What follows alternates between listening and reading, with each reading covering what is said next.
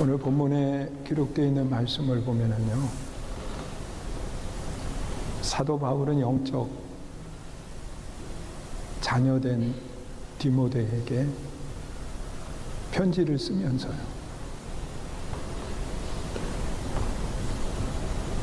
내게 맡겨준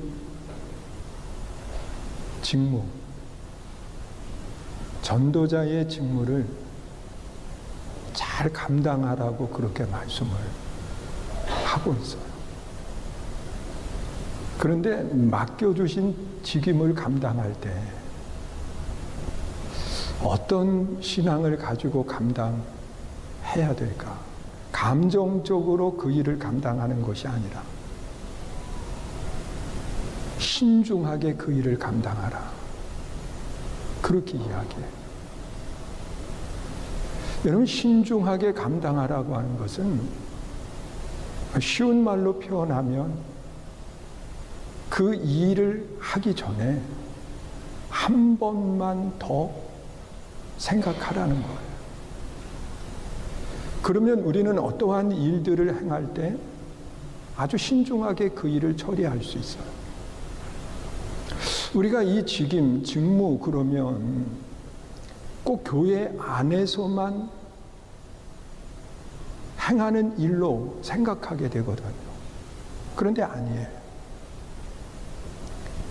하나님이 우리에게 맡겨주신 직무는요, 이 교회 안에서만 국한된 것이 아니라 가장 먼저는 가정에서 각자의 직임을 하나님이 맡겨주셨어요. 그 가정의 구성원들을 이렇게 살펴보세요. 남편의 직임이 있고, 아내의 직임이 있고, 그리고 자녀들의 직임이 있는 거예요. 자, 이런 것들을 우리가 잘 감당해 가면 가정의 평안함을 갖게 되고, 이것을 잘 감당해 가면 가정의 행복을 얻게 되는 거예요. 그러나 자신들에게 맡겨준 그 직임을 잘 감당하지 못하면 가정은 늘 시끄러워요. 그 가정 안에서 늘 불평이 끊어지지 않게 되는 거예요. 오늘 우리가 내 가정의 평안함을 위해서, 또한 내 가정의 행복을 위해서 각자에 맡겨준 그 직임들을 잘 감당하는 그런 아름다운 믿음의 성도들이 되시기를 축원합니다. 또한 우리는 그 직임이 내 일터에서 맡은 직임들이 있어요. 여러분, 회사를 경영하시는 분들은 어떠한 일들을 행할 때 스스로 결정할 수 있는 결정권을 가지고 있습니다. 그런데 그 어떠한 결정을 할 때 바른 결정을 하지 못하면 그 회사는 가는 방향이 엉뚱한 데로 가게 되는 거예요. 그러나 바른 결정을 하고 가면 그 회사가 안정적으로 나아가게 되지요. 또한 그 회사에 몸담고 있는 많은 분들이 계시잖아요. 우리도 한 일원으로서 함께 일하는 분들이 계실 겁니다. 그런데 그 일들 속에서 내게 맡겨준 그 직임을 잘 감당하면 그 회사는 성장하게 되어 있어요. 그리고 그 맡긴 일들을 잘 감당해 가면 그 회사는 든든히 서가게 되는 아름다운 모습을 갖게 되는 거예요. 그래서 내 일터에서 어떻게 직임을 감당해 가야 될까? 또한 하나님께서는요, 하나님의 백성들에게 우리가 섬기는 교회 안에서 각자의 직임을 하나님이 맡겨 주셨습니다. 여러분, 우리는 하나님을 예배하고 하나님께 영광을 돌리지만 그 하나님 앞에 예배를 드리고 하나님 앞에 영광을 돌릴 때 누군가는요, 땀을 흘리는 수고하는 사람들이 곳곳에 있습니다. 여러분, 그들의 수고가 없이는 교회는 하나님이 기뻐하시는 방향으로 나아갈 수 없게 되는 겁니다. 누군가의 땀 흘림과 누군가의 수고를 통해서 교회는 하나님이 기뻐하시는 모습으로 나아가게 되는 거예요. 그런데 이런 직임을 감당하면서 때로는 그런 마음을 가질 때도 있어요. 죄송하지만 저분은 일을 안 하면 좋을 텐데, 그런 마음 말이에요. 왜냐고 하면 그 봉사를 하면서 스스로 무너져요. 차라리 봉사를 안 하면 무너지지 않는데 스스로 무너지는 것. 그래서 시험에 들고, 그리고 그분만이 시험에 드는 것이 아니라 주변에 있는 사람들까지도 어려움을 당하고, 또한 거기에서 맞춰지는 것이 아니라 교회가 시끄러워지는 모습을 갖게 되거든. 여러분, 하나님이 내게 맡겨주신 책임, 내 가정에서도요, 누군가가 바른 모습을 가질 때 가정이 편안해지는 것처럼, 또한 자기의 책임을 잘 감당할 때 내가 몸담고 있는 일터가 든든해지는 것처럼, 또한 내가 신앙생활하고 있는 교회가 하나님이 기뻐하시는 모습으로 성장해가는 것처럼 누군가의 수고와 누군가의 아름다운 일꾼이 있다는 겁니다. 저는 그 좋은 일꾼이 이 시간에 예배하는 우리 모두가 될 수 있기를 주님의 이름으로 축원합니다. 그래서 나 때문에 내 가정이 행복하고, 나 때문에 내 일터가 든든해지고, 나 때문에 교회가 하나님이 영광 받으시는 아름다운 모습이 돼야 되는데, 어떤 모습을 가지고 우리가 섬겨야 될까? 어떤 모습을 가지고 섬겨야 될까? 여러분, 사도 바울은 디모데에게 편지를 쓰면서 아주 분명하게 오늘 본문에서 그것을 밝히고 있어요. 어떻게 신앙생활을 해야 돼요? 여러분, 가장 먼저 이야기하는 것을 보면 오늘 7절 말씀에 그렇게 이야기를 하고 있습니다. 우리 함께 있습니다. 시작. 나는 선한 싸움을 싸우고 나의 달려갈 길을 마치고 믿음을 지켰으니. 여러분, 이 말씀 속에 보면 선한 싸움을 싸운다, 그렇게 이야기를 하고 있어요. 여러분, 선한 싸움을 싸우기 위해서는 반드시 대상이 있어야 되는 거예요. 여러분, 싸움이라고 하는 것은 대상이 없이 싸우는 법이 없어요. 때로는 나와의 싸움도 될 수 있지요. 또한 상대를 향한 싸움이 될 수도 있어요. 그래서 하나님의 좋은 일꾼이 된다고 하는 것은 다른 사람이 아니라 방향을 분명하게 정한 사람이 좋은 일꾼이 되는 거예요. 믿으세요?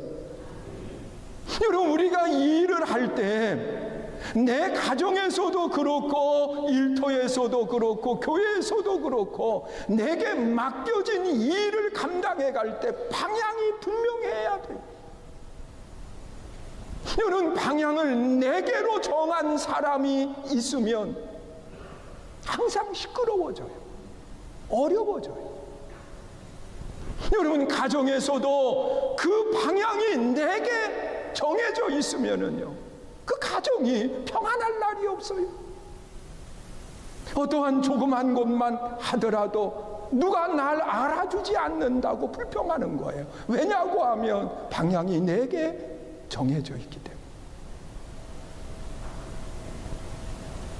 그러나 내 가정을 향한 방향이 정해져 있으면 내가 손해를 봐도 불평하지 않아요. 내게 어려운 일을 만난다 할지라도 원망하지 않아요.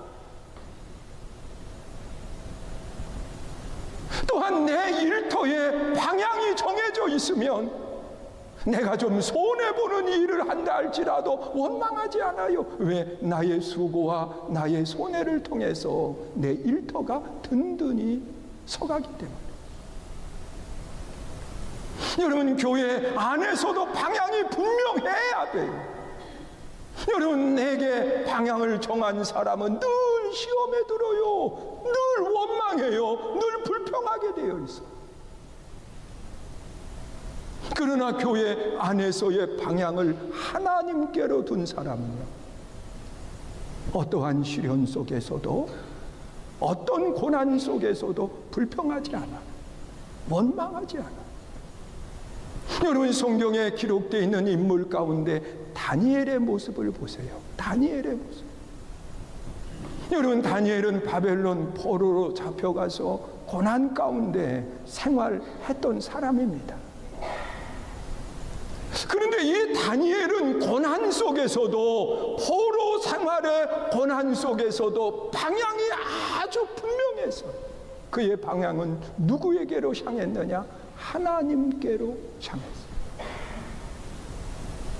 여러분, 하나님께로 향했을 때 그는 먹는 것 때문에 하나님 앞에 범죄하지 않아요. 여러분, 방향이 내게 향했다고 하면 수단 방법 가리지 않고 성공해야지요. 하나님이 그만 음식이라 할지라도 먹으면서 출세해야지요. 그러나 다니엘의 방향은 하나님께로 향했어요. 그래서 내가 성공하지 못한다 할지라도 하나님이 기뻐하시는 일을 하는 겁니다. 또한 그가 하나님 앞에 기도할 때에도 그 방향이 내게로 향했다고 하면 욕심을 가지고 구해야지요. 그리고 내가 살기 위해서 때로는 중단해야지요.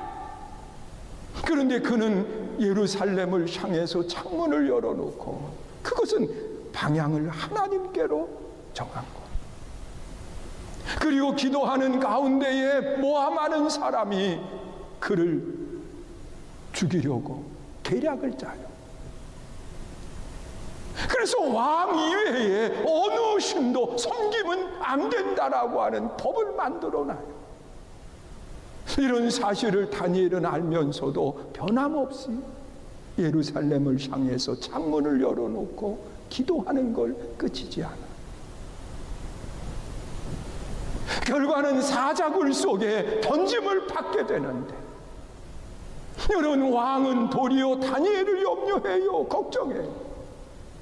그래서 사시는 하나님이 너를 지켜줄 거라고 이야기할 때 다니엘은요, 그런 고백을 합니다. 그리 아니하실지라도. 여러분, 내게 방향이 정해져 있었다고 하면 당연히 그렇게 돼야죠. 하나님이 나를 살려서 나오게 해줘야죠. 그런데 다니엘의 방향은 하나님께로 향했어요. 그래서 내가 손해가 된다 할지라도 하나님의 영광을 받으신다고 하면 내 자신을 드리겠다고 하는 고백을 하는 겁니다. 여러분, 하나님의 좋은 일꾼이 된다, 또한 내 가정에서 아름다운 책임을 감당한다라고 하는 것은 다른 게 아니에요. 방향을 분명하게 해야 돼요. 믿으세요? 여러분, 하나님의 성전에서의 방향은 하나님께로 향해야 되고 내게로 향하는 게 아니에요. 여러분, 내 가정에서도 내 가정을 향해서 방향이 정해져야지 나에게로 정해지면 안 돼. 그러니까 내게 정해진 사람들 때문에 가정이 무너지게 되는 거예요. 여러분, 내게 정해진 사람 때문에 가정에 어려운 일들을 만나게 되는 거예요. 분명히 방향을 정해야 돼. 오늘 방향을 내게로 정하지 말고 방향을 하나님께로 정할 수 있는 믿음의 성도가 되시기를 축원합니다.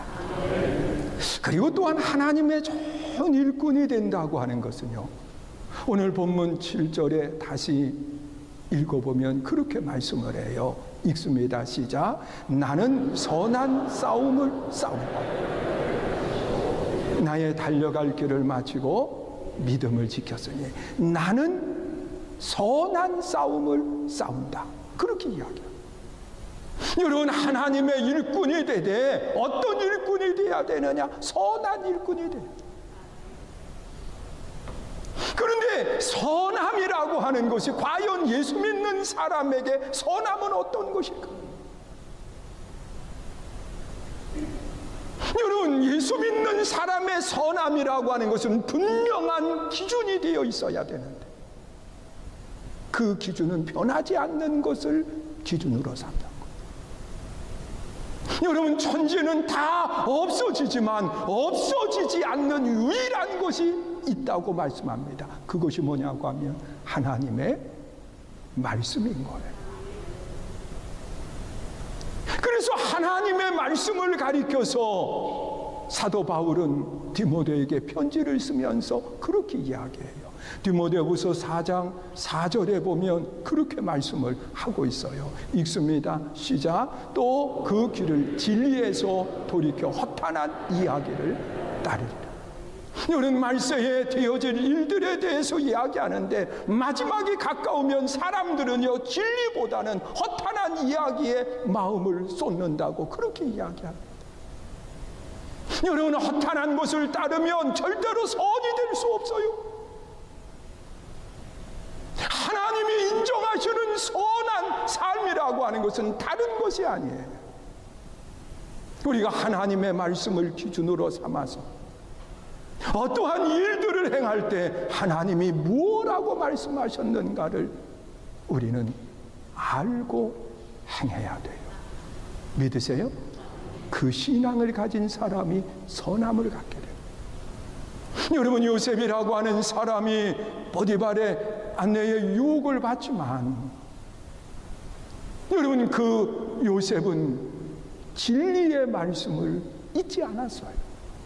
여러분, 내가 편한 것을 따르지 않았어요. 내가 원하는 것을 행하지 않아요.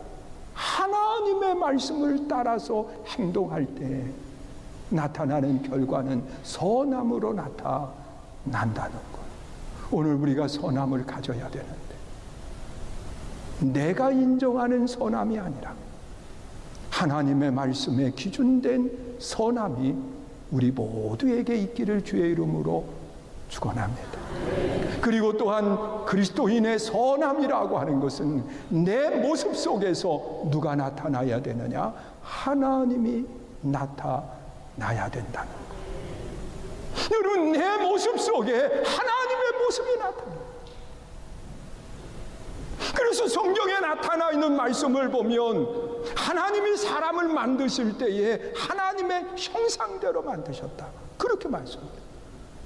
여러분, 하나님의 형상대로 사람을 만드셨다고 하는 것은 하나님의 모습을 사람을 통해서 나타나기를 원하셨다는 사실이에요. 그래서 우리는 내 삶 속에 어떠한 일들을 행하든지 내 모습 속에 하나님의 모습이 나타나는 믿음의 좋은 일꾼들이 되시기를 축원합니다. 여러분, 내 가정에서도 내 모습 속에 하나님의 모습이 나타나려고 하면 어떻게 해야 되는지 우리는 알 수 있는 겁니다. 여러분, 내 모습 속에 악한 사단의 모습이 나타나면 안 돼요. 여러분, 혈기를 부리고 자기의 감정을 억제하지 못하고 처신한다고 생각해 봐요. 여러분, 내 가정 속에서, 내 일터 속에서, 교회 안에서 하나님의 형상이 나를 통해서 나타나는 건가 생각해 보라는 거예요. 여러분, 하나님의 선한 일꾼이 된다고 하는 것은 하나님의 말씀을 기준으로 삼아서 행동하는 거고, 하나님의 선한 일꾼이 된다고 하는 것은 내 모습 속에서 하나님의 모습이 나타나야 된다는 것. 그것이 하나님 앞에 선한 일꾼의 모습입니다. 그리고 또한 하나님의 좋은 일꾼이 된다고 하는 것은 다른 것이 아니에요.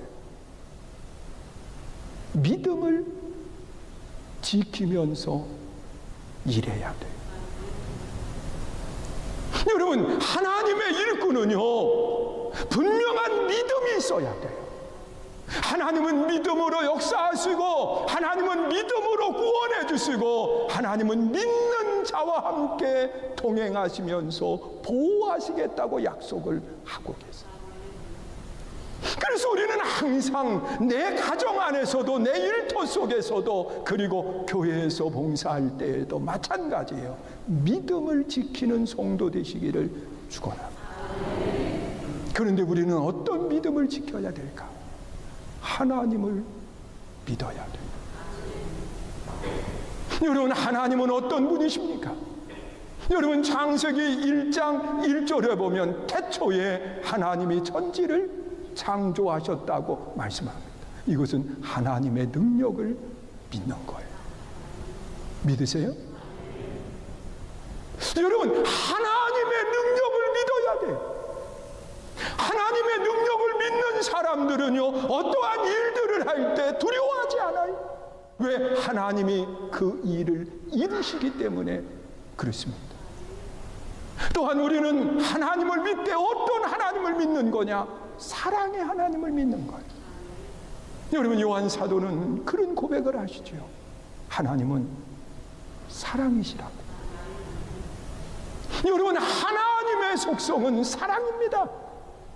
그래서 그 사랑의 최고의 사랑의 표현은 독생자 예수님을 보내주신 거예요. 여러분, 우리는 하나님의 능력을 믿어야 돼요. 하나님의 사랑을 믿어야 돼요. 또한 우리는 무엇을 믿느냐? 예수 그리스도를 믿어요. 믿으세요? 여러분, 예수님은 이 땅에 오셔서 자신을 십자가의 대성물로 내어주셨습니다. 여러분, 이 은혜를 생각하면 늘 감사하죠. 이 은혜를 생각하면 하나님 앞에 늘 기뻐할 수밖에 없죠. 이 은혜를 잃어버리고 살면 우리는 하나님 앞에 불평할 수밖에 없는 거예요. 여러분, 예수님이 나의 모든 죄를 담당해 주신 그 은혜, 이 은혜가 우리 모두에게 있기를 주의 이름으로 축원합니다. 그리고 또한 우리는 무엇을 믿는다고 이야기합니까? 예수 그리스도의 부활과 그리고 승천과 재림을 믿는 거예요.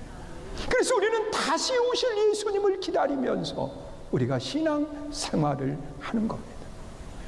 우리 주님은 마지막 날 다시 오세요. 믿으세요? 그리고 우리는 성령을 믿어요. 여러분, 나와 동행하시는 성령님, 나를 지켜주시는 성령님, 내 삶 속에 함께 하시는 그 성령을 믿는 거예요. 여러분, 이 믿음을 지키면서 우리가 신앙 생활을 하고 그리고 맡겨진 일을 감당할 때 우리는 힘있게 승리하면서 그 일을 감당해 가는 겁니다. 이런 성도에게 의의 면류관, 영광의 면류관을 씌워주시는 아름다운 역사가 일어나요. 마지막 하나님이 씌워주시는 그 면류관의 주인공들이 다 될 수 있기를 주의 이름으로 축원합니다.